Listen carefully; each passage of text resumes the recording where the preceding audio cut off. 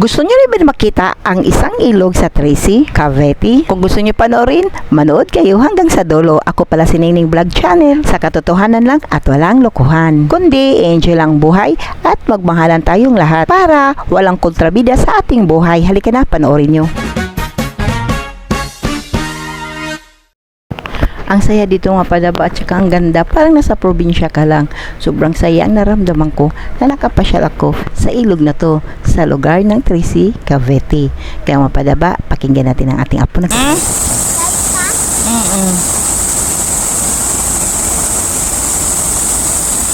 vlogger kuno at nasa magandang tanawin, hindi mawawala ang magpa-picture-picture.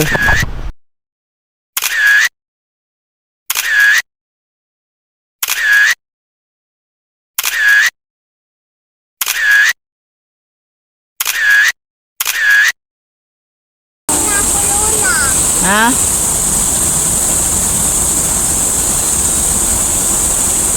Baby! Zen! Harap, Zen!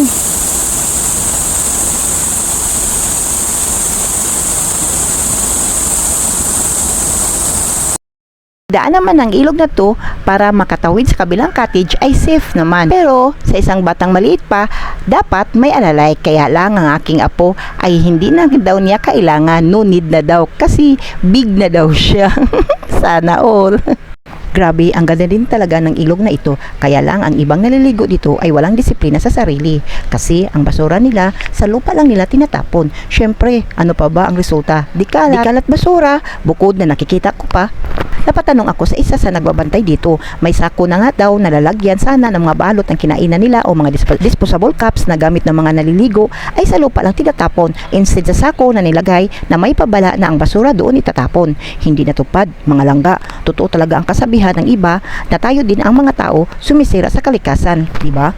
Balik pala tayo dito mga langga. Nakita nyo ba ang linaw ng tubig? Ang linaw, di ba? At ang ganda. Naalala ko tuloy ang dagat sa probinsya ng aking asawa. Malinis at sobrang linaw. Ang linaw dito, dubli pa sa linaw ng tubig. Kung ano kalinaw dito, dubli pa ang linaw ng tubig dagat doon sa probinsya ng aking asawa. Ay, ano ba yan? Ilog pala to, hindi dagat.